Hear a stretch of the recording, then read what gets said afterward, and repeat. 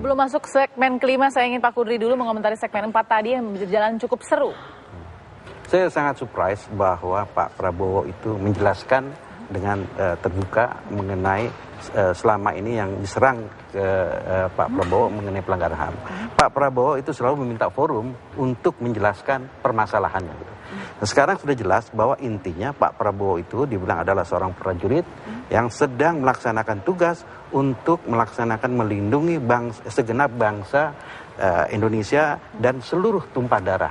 Artinya itu dia menjaga negara republik pada itu. Dan kita mesti ingat pada waktu adalah situasi politik itu pada highlight tadi ya. Baik, kita lanjut ke segmen kelima di debat Capres-Cawapres.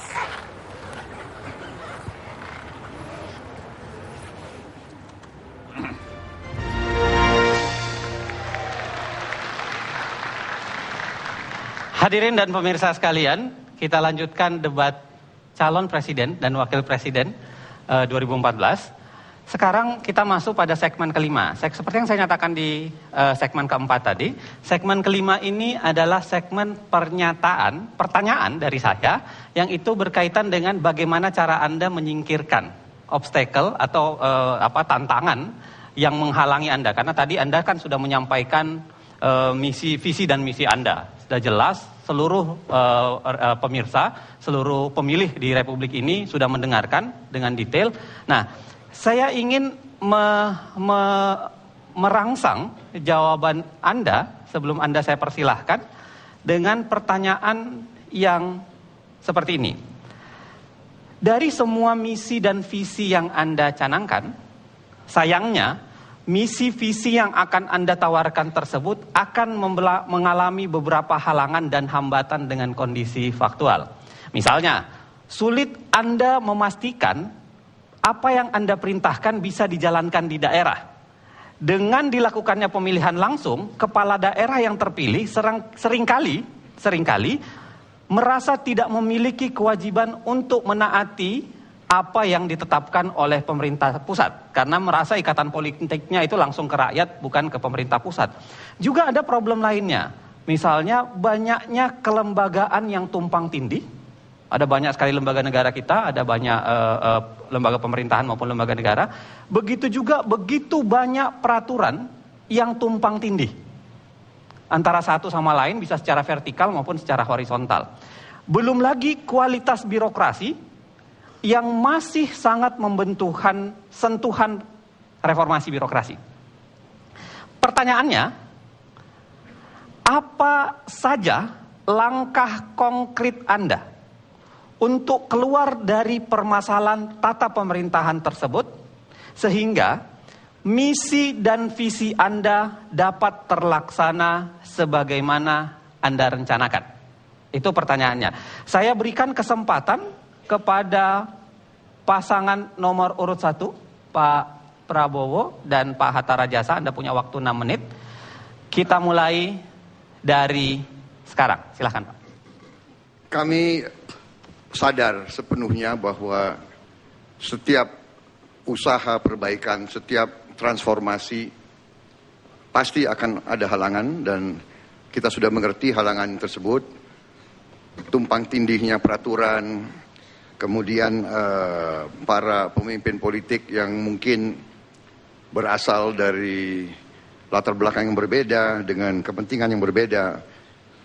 Tetapi saya kira ada strategi tertentu untuk menghadapi kondisi ini. Yang pertama adalah kita harus memilih beberapa sektor yang menentukan. Kita tidak bisa memperbaiki keadaan sekaligus di semua sektor. Kita harus pandai memilih sektor mana yang merupakan kunci yang akan mempengaruhi sektor-sektor lain. Dan setelah itu kita harus menentukan sasaran, menentukan objektif. Berarti ini yang sering disebut management by objective. Tentukan sasaran, baru setelah itu kita ambil langkah-langkah menuju sasaran itu. Dan sasaran itu tidak boleh banyak. Kita harus menentukan mana. Pangan, sektor pangan harus kita. Karena dengan pangan, dengan ketahanan pangan, dengan swasembada pangan, kita bisa dapat hal-hal yang lain. Kita bisa dapat keamanan, kita bisa dapat ketenangan rakyat, kita bisa dapat rasa optimis rakyat, kita bisa menghemat devisa. Dengan devisa kita bisa investasi, dengan investasi roda ekonomi jalan, kesejahteraan umum naik. Jadi tentukan sasaran mana. Kami sudah menentukan pangan, energi, infrastruktur, reformasi birokrasi, itu sasaran-sasaran pokok yang harus kita selesaikan duluan. Kemudian kita juga jangan lupa sekarang the power of public opinion. Opini rakyat itu sangat menentukan. Opini rakyat, kalau kita memiliki tujuan yang baik, kita ingin perbaiki kehidupan rakyat, kita punya hati yang ikhlas, saya kira hambatan-hambatan itu bisa kita selesaikan dengan dialog, dengan persuasi, dan dengan opini dari rakyat. Public opinion pada gilirannya para penguasa-penguasa setempat akan dipaksa oleh rakyatnya. Karena yang kita inginkan adalah menyampaikan hal-hal dasar bagi rakyat. Air bersih, makan yang murah, sekolah yang baik, poliklinik yang baik, rumah sakit yang bisa terjangkau oleh uang rakyat, jalan yang bagus dari desa ke kabupaten, dari kabupaten ke provinsi, ke pelabuhan. Kita ingin kereta api, kita ingin jalan raya. Masa rakyat tidak akan mendukung pemerintah yang ingin berbuat untuk rakyat, untuk kesejahteraan rakyat?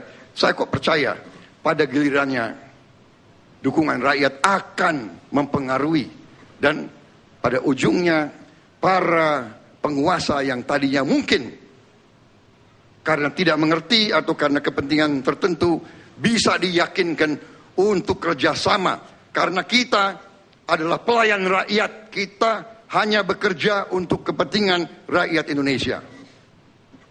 Ada yang mau ditambahkan, Pak? Terima kasih. Hatta? Saya ingin mendalami hal yang sangat-sangat penting bagi bangsa kita, yaitu reformasi birokrasi. Acap kali hambatan atau obstacle yang kita hadapi, buruknya birokrasi. Apakah itu organisasinya yang tidak berwawasan atau berorientasi kepada pelayanan publik? Apakah aparaturnya yang tidak bersih karena sistem rekrutmen yang tidak baik, sistem promosi jabatan yang tidak transparan dan akuntabel, dan juga lembaga-lembaga, institusi-institusi pelayanan publik yang tidak melayani dengan baik karena tidak ada ukuran-ukuran, capaian-capaian yang pasti. Sehingga pelayanan publik menjadi bertele-tele, menjadi mahal, berlarut-larut, dan melelahkan. Oleh sebab itu maka langkah reformasi birokrasi harus kita tuntaskan dengan baik. Yang pertama, arah kebijakannya adalah organisasinya harus efektif dan efisien. Jangan gemuk yang bisa mengakibatkan birokrasi bertele-tele. Yang kedua yang paling penting adalah bagaimana upaya-upaya kita untuk meletakkan asas akuntabilitas dengan berbasis kepada kinerja. Tidak ada satupun kebijakan-kebijakan yang dijalankan yang tidak bisa kita ukur akuntabilitasnya. Harus bisa dipertanggungjawabkan. Dan yang ketiga adalah upaya pemberantasan korupsi. Harus masif pencegahan dan penguatan KPK, Kejaksaan, Kepolisian harus betul-betul kita lakukan dengan baik agar apa-apa yang sudah menjadi kebijakan tidak diselewengkan begitu saja. Dan yang keempat adalah sumber daya manusia, aparatur itu sendiri yang harus betul-betul kita perbaiki. Baik jumlahnya yang tidak didesain sesuai dengan struktur organisasi harus kita pangkas. Dan aparatur yang bisa melakukan penghematan terhadap pengelolaan keuangan negara dan mencegah kebocoran keuangan negara. Jadi kalau ini bisa kita perbaiki, salah satu prioritas utama reformasi birokrasi, maka obstacle tersebut insya Allah dapat kita atasi. Terima kasih.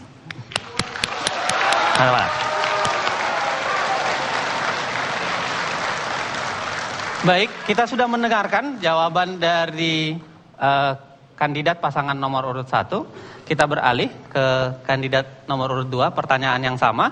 Anda punya waktu 6 menit untuk mengomentarinya atau untuk menjawabnya. Saya persilahkan 6 menit Anda dari sekarang.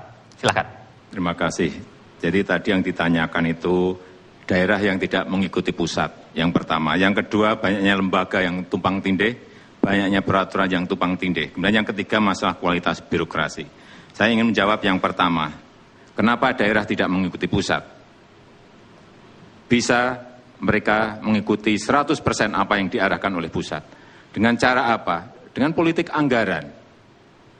Karena 85%, rata-rata 85% anggaran daerah itu berasal dari pusat. Oleh sebab itu, dengan politik anggaran kita bisa mengendalikan daerah. Kalau tidak mau, beri punishment. Kalau ada prestasi, berikan insentif, berikan reward kepada mereka. Gampang sekali, hal sederhana yang sering tidak dilakukan. Politik anggaran bisa kita lakukan. Misalnya, masalah pembangunan pelayanan terpadu satu pintu. Daerah diperintah semuanya harus membuat itu. Kalau tidak, bisa DAK-nya, dana alokasi khususnya dipotong. Atau dana alokasi khususnya dikurangi. Itu sudah buat daerah sudah mengerikan. Inilah politik anggaran yang akan kita jalankan agar daerah sejalan seiring dengan pemerintah pusat. Yang kedua, masalah lembaga yang tumpang tindih, peraturan yang tumpang tindih. Saya kira kalau peraturan ini lewatnya hanya satu pintu, di seknek, dikembalikan lagi ke sana, keluarannya akan jelas. Tetapi kalau semua kementerian bisa mengeluarkan aturan-aturan yang tidak lewat pintunya jelas di sekretariat negara, saya kira akan terjadi seperti ini. Banyak peraturan daerah yang bertentangan dengan pusat, banyak peraturan gubernur juga yang tidak sinkron dengan peraturan, banyak sekali. Oleh sebab itu, pintunya harus diberi satu, sehingga keluarannya akan kelihatan dan seiring sejalan dengan arah yang sudah digariskan dari pemerintah pusat. Kemudian mengenai kualitas birokrasi, tadi sudah kami sampaikan, ini juga sebetulnya sesuatu yang tidak sulit-sulit amat, sesuatu yang sederhana. Tetapi kita ini sudah pesimis. Kalau saya, Pak JK, sangat optimis bisa membenahi organisasi. Karena apa? SDM-nya baik-baik. SDM-nya baik. Pinter-pinter. Ada doktor, ada magister, ada magister manajemen, ada sarjana, banyak sekali. Kenapa tidak berjalan dengan baik? Karena sekali lagi, sistemnya tidak dibangun. Sistem yang baik tidak dibangun di situ. Tadi sudah saya sampaikan, e-government, semuanya, dari e-budgeting, dari e-procurement, e-purchasing, e-katalog, e-audit, cash management system, semuanya harus dibangun. Kalau itu dilakukan, pemerintah pusat ini gampang. Saya tinggal cari tab satu aja, pencet daerah ini dapat uang berapa, masuk berapa, keluar berapa, bisa. Setiap saat bisa dilakukan. Panggil saja programmer untuk melakukan itu. Nggak ada 2 minggu bisa dirampungkan. Nggak ada masalah. Artinya jangan pesimis. Kita harus optimis karena memang bisa melakukan itu dan sudah kita laksanakan. Sudah kita buktikan. Yang kedua tadi kami sampaikan mengenai kualitas birokrasi. Masalah pola rekrutmen yang memang harus kita cari yang terbaik, yaitu dengan seleksi dan promosi terbuka. Kalau itu dilakukan, saya kira juga hal yang sederhana. Ini hanya masalah niat atau tidak niat. Mau atau tidak mau. Hanya itu aja. Silakan Pak JK. Pak JK ada mau tambahkan? Masih ada waktu 2 menit 16 detik. Silakan. Terima kasih Pak Jokowi. Tadi sudah jelaskan lengkap sebenarnya. Namun kami hanya ingin tambahkan bahwa itulah tugas pemimpin. Meyakinkan di bawahnya untuk melaksanakan tugas-tugas yang sama sesuai tujuannya.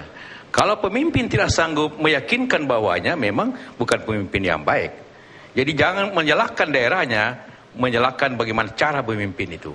Pengalaman kami, selama apa yang kita ingin tuju itu dapat yakini dengan baik, sesuai dengan tujuan bernegara, kemakmuran, kemajuan, di daerah juga dapat dilaksanakan. Kedua, Toh di pusat juga ada kegotong royongan pemerintahan, di daerah juga ada kegotong royongan yang sama, walaupun berbeda. Partai haruslah menjadi ketaatan kedua setelah ketaatannya kepada pemerintah. Dia harus ikut polisi partai, tapi yang harus diikutinya yang pertama ialah tujuan bernegara. Itulah diyakinkan. Yang kedua, tanggung jawab pemimpin. Kalau tanggung jawab pemimpin telah diinstruksikannya, maka yang pemimpin bertanggung jawab. Bukan bupati itu kalau dia telah melakukan salah, kalau materinya salah, jadi adalah juga keyakinan, kemudian tanggung jawab. Dan juga menjaga semua sistem yang jalan. Kalau sistem yang jalan seperti katakan tadi, ya kita pusat punya instrumen fiskal, instrumen kebijakan, dan instrumen pengawasan. Ada BPK, ada BPKP. Kalau dia tidak sesuai dengan aturan pusat, dengan mempergunakan instrumen itu sebenarnya pemerintah itu cukup kuat. Kalau lembaga-lembaga memang kita mengalami begitu banyaknya lembaga-lembaga. Ini memang harus dirubah. Negeri ini sudah desentralisasi, sudah otonomi. Berarti lembaga-lembaga pusat harus mulai berkurang dibanding tapi memperkuat lembaga daerah. Karena inti dari pembangunan itu ada di daerah. Jadi lembaga-lembaga pusat memang tidak perlu terlalu banyak. Ini memang harus di streamline sehingga ada penciutan daripada lembaga-lembaga yang tadi seperti itu. Tentang kualitas reformasi saya kira Pak Jokowi berpengalaman, kita semua berpengalaman. Kita ini orang baik, yang penting prosedurnya, pendidikannya, latihannya. Saya yakin negeri ini akan jauh lebih baik dengan sistem seperti itu. Terima kasih. Tepuk tangan.